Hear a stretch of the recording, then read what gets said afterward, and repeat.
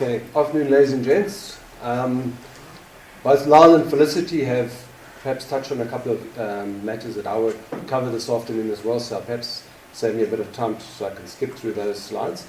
But first, just to acknowledge the input from my co-authors, who many of them are in the room, which is why we've got a reasonable crowd here. So we've got Gerald Clark and Natasha Governor, Lyle Brown, who's just presented, Cameron McLean, who presented a couple of days ago, and Ashina Rumlerton, who's not here. She's actually a town planner by trade. So some of the context quickly, just literally in a slide. First of all, we have a municipal area of 256,000 hectares, which, if my maths is correct, is about 2.7% of the provincial land surface area. And of our municipal area, around 44% is communal, in other words, under the joint jurisdiction with the Economic Trust. So quite a significant part of the city. We have a population of 3.8 million with a growth rate of in the order of just over 1%, which is in fact very modest in African terms. In terms of the metros countrywide, we have the highest level of poverty of all metros in the country. And an example of that would be seen in the large number of people, 27% of households in 2011, who are living in informal settlements. Quite a significant number of people, and those people living in informal settlements are often not serviced correctly with, for example, solid waste removal or sanitation. So these bring major challenges. And as we know, we've heard before in a number of presentations, we have a very significant urbanization process underway. And by 2030 in Africa, 50% of our population will be urban. And for some of us who perhaps are lovers of open spaces, that might sound a terrible thing, but in general terms, we consider urbanization to be a positive process, provided it's done in the right way. Because by getting people into dense settlements, you can service them better, more cheaply and more efficiently, and theoretically ecological footprints are smaller that way. So then just juxtaposed with that, at exactly the same time in that same small municipal area, as Lyle points out, we sit in a very significant part of the world, one of the 36 global biodiversity hotspots, pretty much central to that. And within the Durban metropolitan area, we have some significant biodiversity remaining, notwithstanding the large number of people and the significant development that's taken place.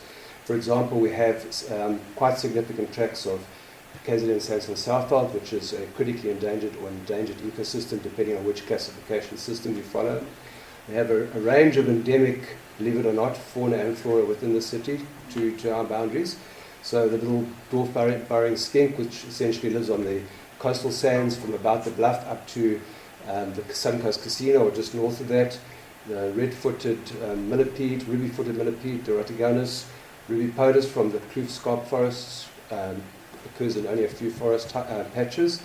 In the top right, I think Trafford touched on this species earlier in a presentation he gave, but we have a plant endemic to the city, Woods spikethorn, Gymnosporia woodi, that occurs in only about 7 populations from about Nanda down to Pinetown.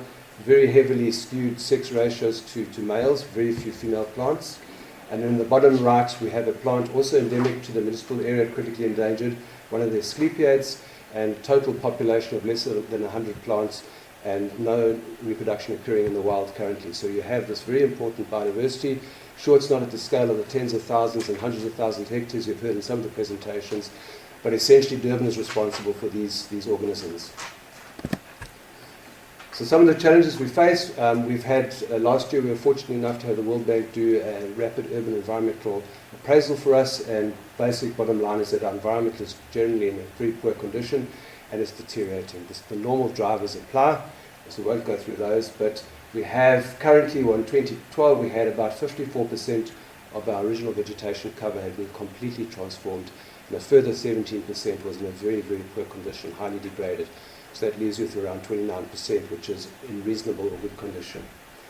In terms of the levels of protection, we have only 3% if you define protection very broadly, and by that I mean from sites which enjoy full protection status in terms of NEMPA, through, the Protected Areas Act, through to sites which may be only zoned public open space but are incorporated into nature reserves. And so in the public's eye, these are protected sites, but I think in biodiversity practitioners' view, not considered adequately protected.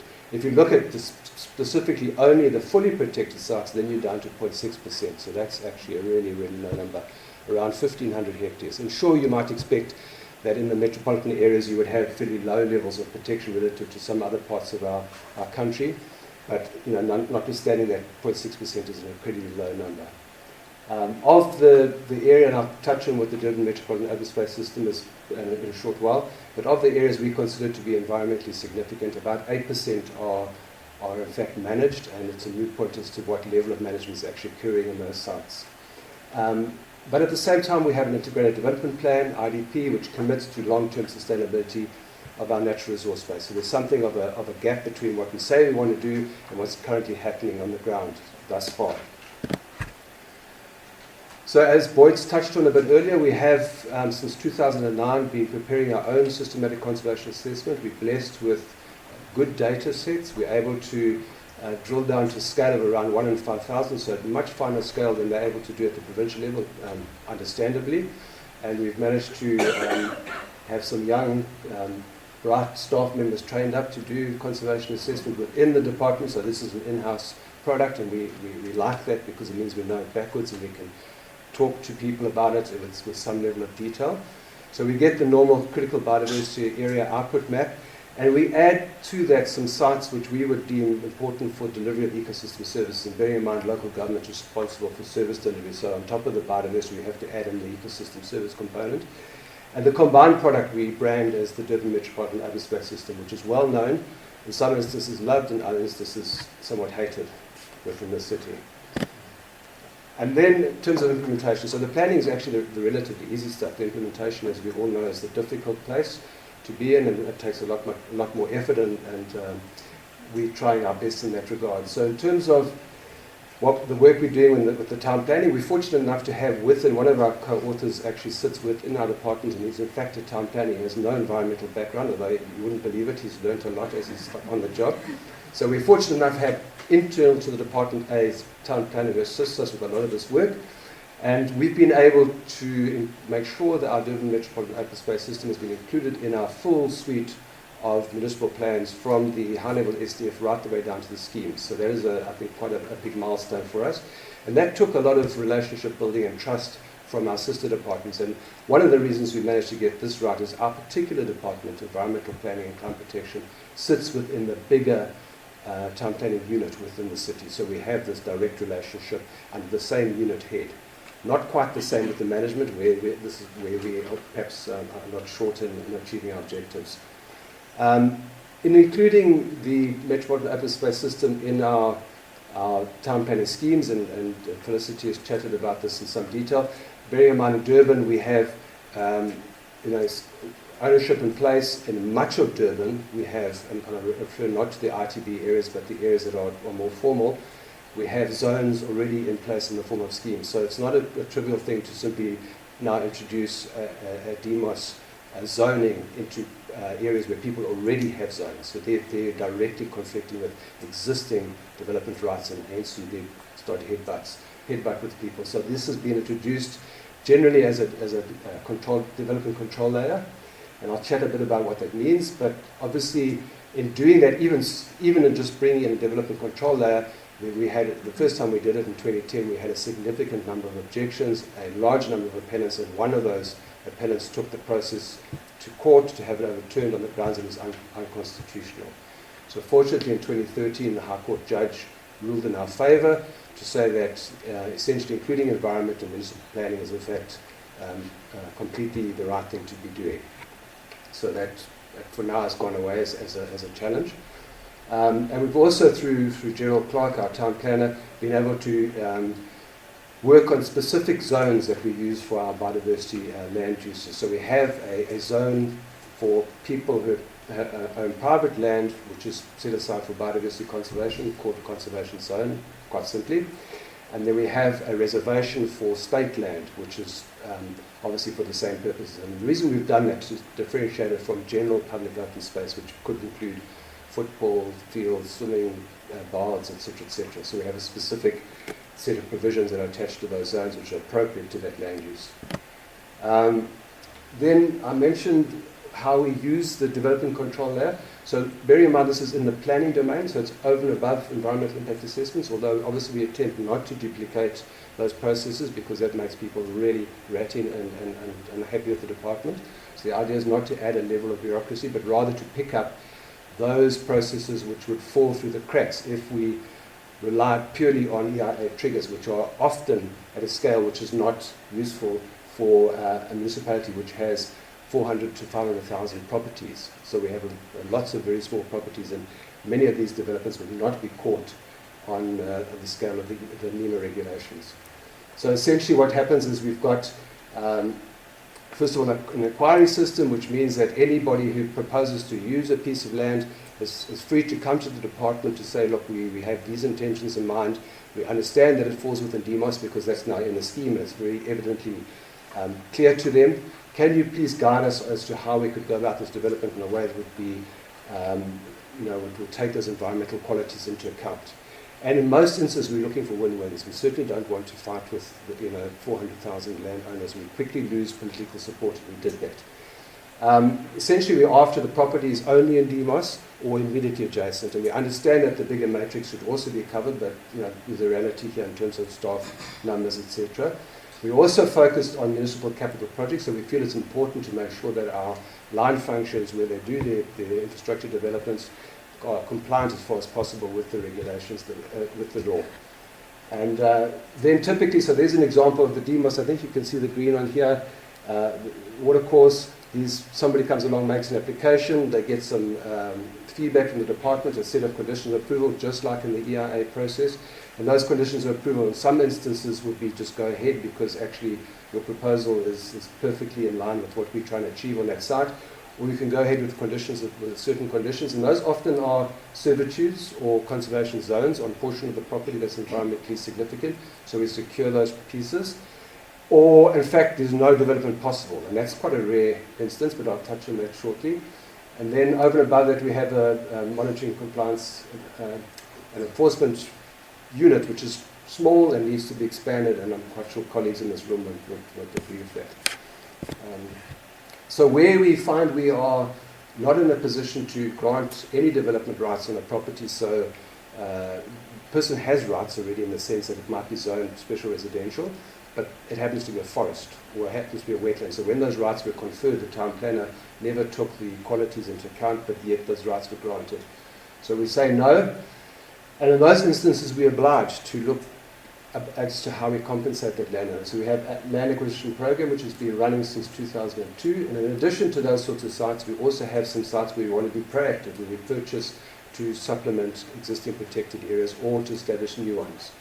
So I'm not aware of any new protected areas being established within Durban for the last 20 or 30 years, and what we're trying to do is try and break that drought and bring in some new protected areas through the department. We select sites using a prioritization matrix, which basically reflects back on that CBA map. But over and above that, obviously, if you're purchasing land, you need to have a willing seller. You need to have the right kind of budget, matched with the kind of land that you're purchasing. And you need to be sure that you can manage that property in the future. So those are the kinds of things we take into account.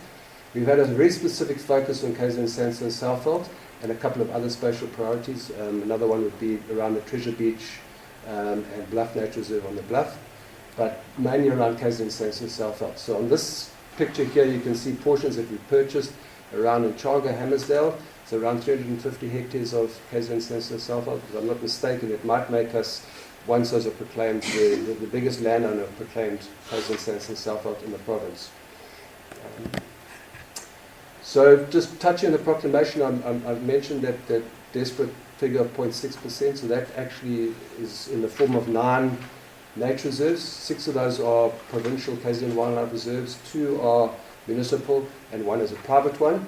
We have 10 new proclamations in progress. They're sitting with KZN wildlife, and there's a bit of a logjam, unfortunately, there. They've been waiting for the last 6 or 8 months to get to the MEC to be signed off, but essentially all the documents are done and signed on our side. And then we've got 2 more that we're hoping to initiate during this financial year, and this is where we're going to bring these new grassland sites on. But because of the fragmentation in the landscape, we're going to be conceptualizing this slightly differently, so it won't be one contiguous area. but a number of sites together will make up one big conservation area. But the problem with the acquisition and proclamation is that it's going to be way too slow. So if you look at this map here, essentially ignore all of this because it's RTB land, or it's KwaZulu Game Estate, which is already protected. These are the green patches that we've purchased, I mentioned in the previous slide. The purple are the CBAs, and the yellow dots are all the sites for which our department has received either an inquiry or an application on. Now they fall outside of the CBAs because they would fall in the DMOS layer, which is the ecosystem services which supports this. So the fact that they're outside, don't worry about that. But you can see if you're trying to achieve conservation outcomes in Durban at the moment, in the Drummond area, that's Drummond, you're up against a lot of people and a lot of aspirations, whereas if you can work your way out here, you have bigger bang for your buck. So that's where we're actually concentrating. But unfortunately, in working in this area, the SIP2 corridor was announced, and so there's obviously now a big drive around industrialization, freight, logistics, linked to that into N3 freeway running through to Cato Ridge. So the point I'm trying to make in this slide is that we can't rely on acquisition and proclamation to secure these sites, because all of this development is going to happen too quickly and too soon for us to keep ahead of the curve. So what we're essentially doing here, and this will perhaps make Felicity quite happy, is we've got 2 local area plans which are being reviewed, and town planning scheme is being developed for those local area plans. And because I mentioned that we have an inside track with these things, we have a staff member, Natasha, who deals with these processes, and we've been able in this instance, and just as a draft piece, so this hasn't gone public yet, to look at each and every property literally on the ground to draw those lines for the introduction of zones. So this is an instance where a large part of this planning area is in fact currently not zoned, or the zones that are existing are low-level development, like agricultural 3 zones. So in other words, we have an opportunity here to introduce a biodiversity zone as opposed to just a layer without significantly impacting on existing rights. And so we're going to try and do that.